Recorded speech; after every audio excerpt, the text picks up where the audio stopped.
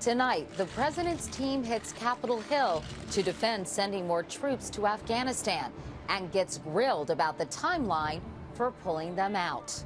That has not been made clear at all. We'll ask the Secretary of State, why start withdrawing troops after only 18 months? I'm Katie Couric. Also tonight, those controversial new mammogram guidelines. The panel that made them stands by them under congressional fire. This is the CBS Evening News with Katie Couric. And good evening, everyone. The day after he announced he's sending 30,000 more troops to Afghanistan, President Obama dispatched a small army of top advisors to sell the plan to Congress and the American people. And they drew fire from critics on both sides of the aisle about the number of troops he's ordering in, how long they'll be there, and the cost. Chip Reid is at the White House tonight. And Chip, the president is facing a tough battle in Afghanistan and right here at home as well. He certainly is, Katie, and that battle is going to be especially ugly with members of his own party. The full court press began first thing this morning with Vice President Biden on all three broadcast networks. We're going to be a lot safer, a lot more secure. Earlier, Biden argued against sending more troops to Afghanistan, but now that the president has decided to send 30,000 more, he's a top advocate of the plan.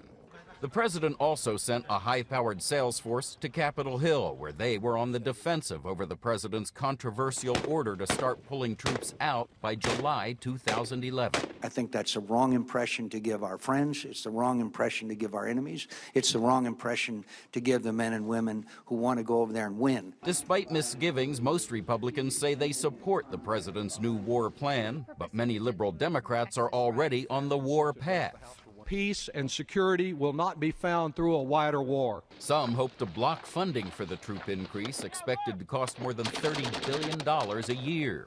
At a time when we are struggling to put Americans back to work, we just can't afford to escalate a war that we need to be winding down. Anti-war Democrats insist that once the troops are in, with or without a timeline, some will be there longer than anyone in the administration has admitted. Most military people think that this operation goes on 10 to 20 years.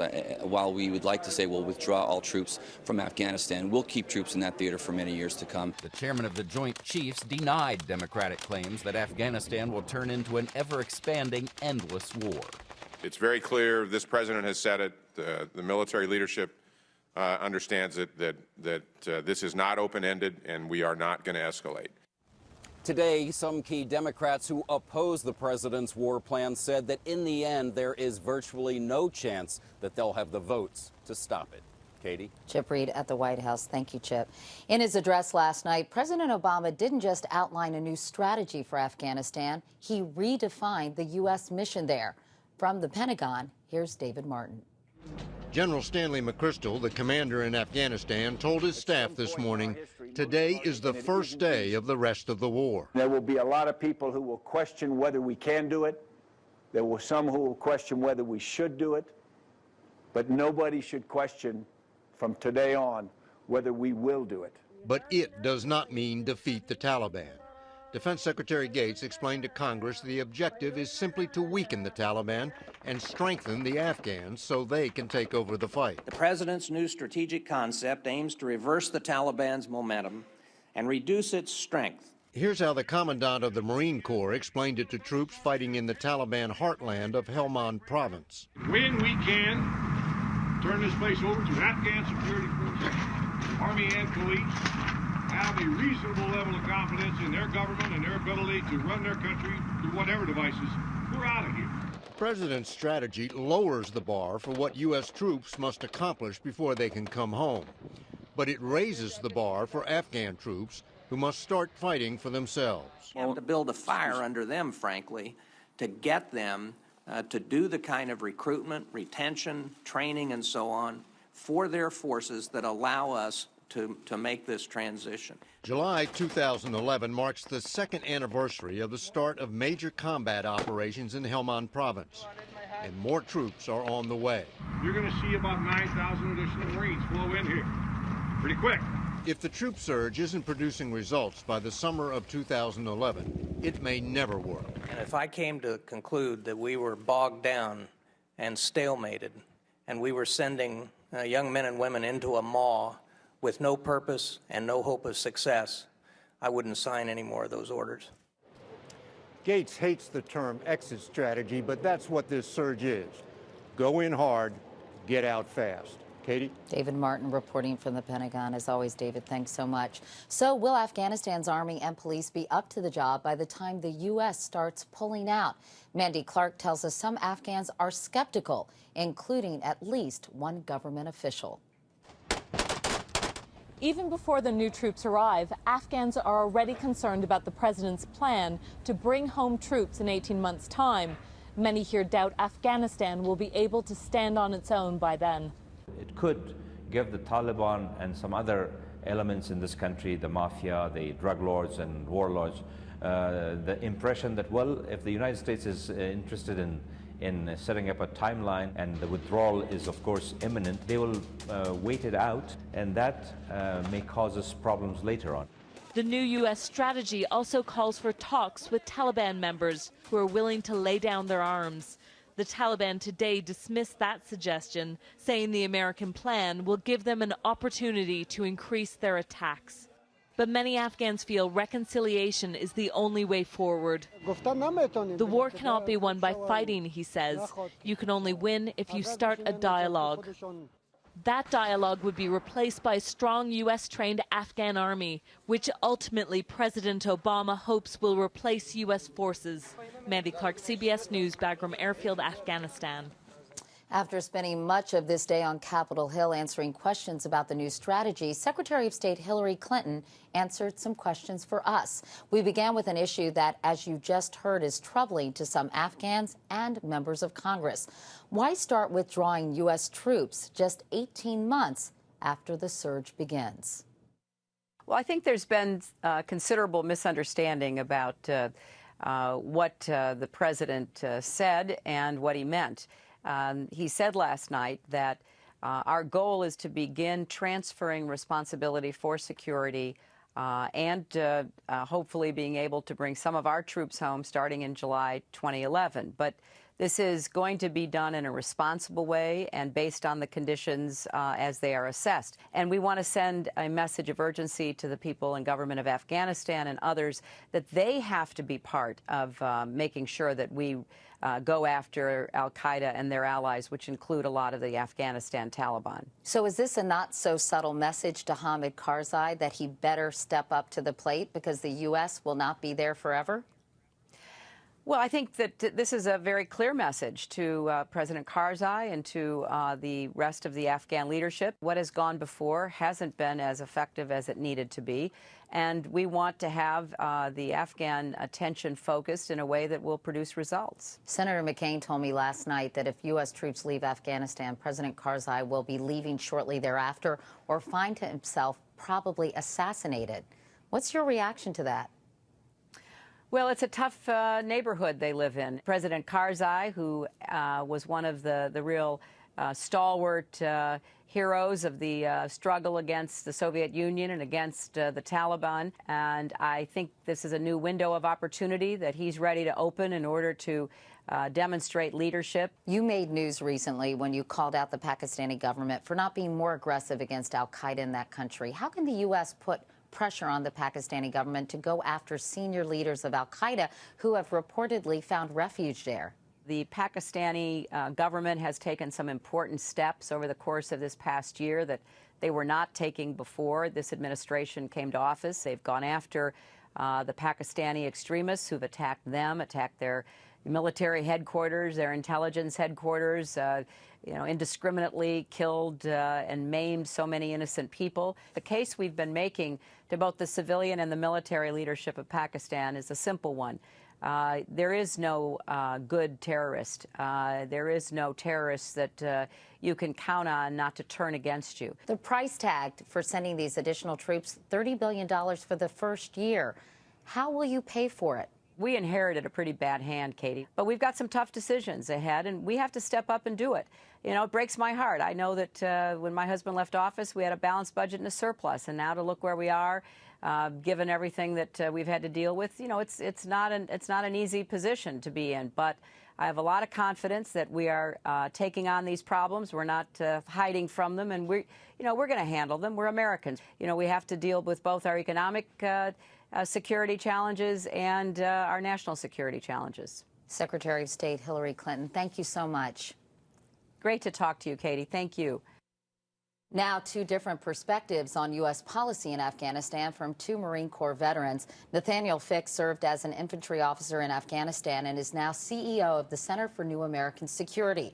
Matthew Ho served as a captain in Iraq and later a Foreign Service officer in Afghanistan. He quit the diplomatic post earlier this year in a dispute over administration policy. Gentlemen, thank you for joining us. Thank you. Nate, you say you don't exult in sending more troops to Afghanistan, but the U.S. has no choice. Why? I do think that the United States has strategic national interests at stake in Afghanistan.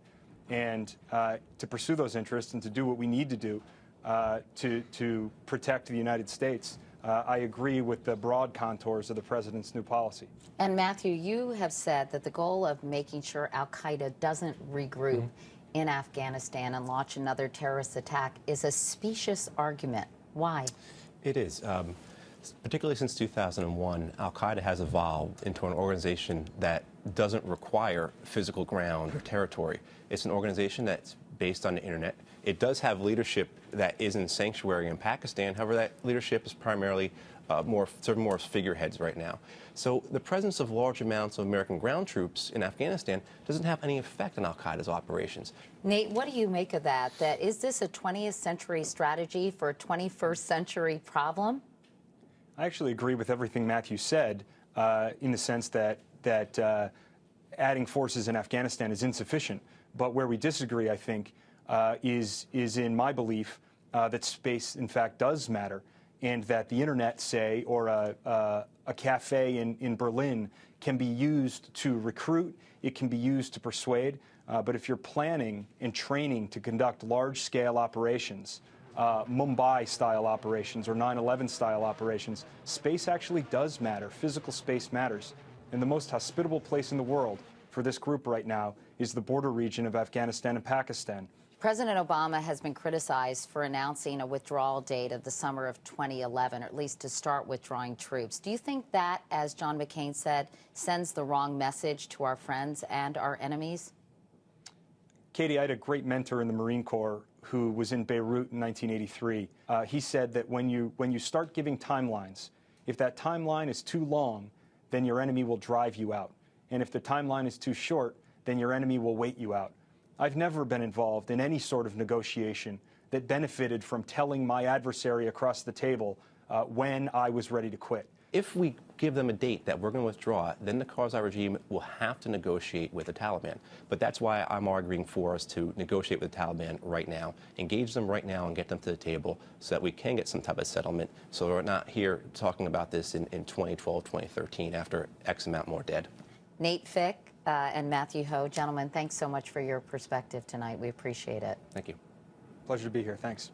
Meanwhile, an intriguing home movie has surfaced of Marilyn Monroe. The anonymous photographer told Reuters the cigarette the actress is smoking contained marijuana and the pot belonged to the photographer.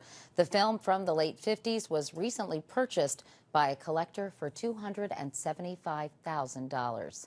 Coming up next, they were in the hot seat on Capitol Hill today, but the panel that recommended women wait until 50 to get a mammogram is not backing down. Remember those new federal guidelines for mammograms that caused so much anger and confusion? Well, Congress certainly didn't forget, and today Nancy Cordes tells us the task force that came up with the changes was forced to explain them. Sticking carefully to the script, the lead doctors behind controversial new mammogram recommendations issued a mea culpa. We communicated very poorly. We recognize the communication of what the recommendations say was poor. But for many lawmakers, it wasn't just the communication that fell short. To me, it's sending the wrong message to women. It's saying you don't have to be vigilant. Still, the government-appointed task force is holding firm on its recommendation that most women should not get regular mammograms until the age of 50. Advice many doctors are ignoring. So continue annually? That's what we recommend. Is there anything that this panel could say that would convince you that women should wait until 50 to get mammograms?